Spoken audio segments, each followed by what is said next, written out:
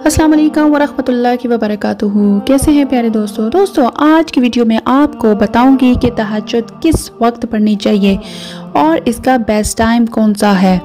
सो today इस video you will learn best time to read तहज्जुद and how to calculate the time for तहज्जुद। तो दोस्तों, जैसा कि हमें मालूम है कि तहज्जुद का वक्त रात के तीसरा पहर होता है, लेकिन कौन सा एग्जैक्टली टाइम होता है तहज्जुद पढ़ने का।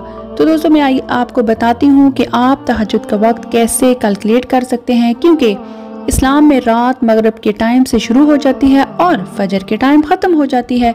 तो इसका मतलब है कि हमने मालूम करना है कि कितना टाइम फजर और मगरिब के दरमियान है। मिसाल के तौर पर आपके शहर में मगरिब 6 बजे हो जाती है और फजर सुबह के 5 बजे हो जाती है। तो अब इन दोनों के दरमियान 11 घंटे हैं। इसका मतलब है कि रात 11 घंटों की लंबी है।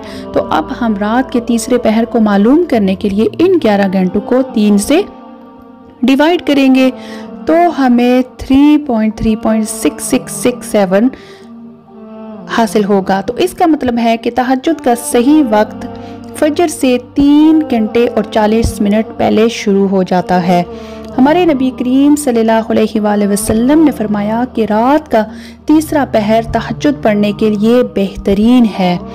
It's a best time to read तहज्जुद, क्योंकि अल्लाह ताला उस वक्त ज़मीन के बहुत करीब होते हैं, तो वो वक्त सबसे बेहतरीन है तहज्जुद पढ़ने के लिए। दोस्तों, फजर से पहले तहज्जुद पढ़ने के लिए उठना बहुत ही मुश्किल और चैलेंजिंग काम है, लेकिन नामुमकिन नहीं है।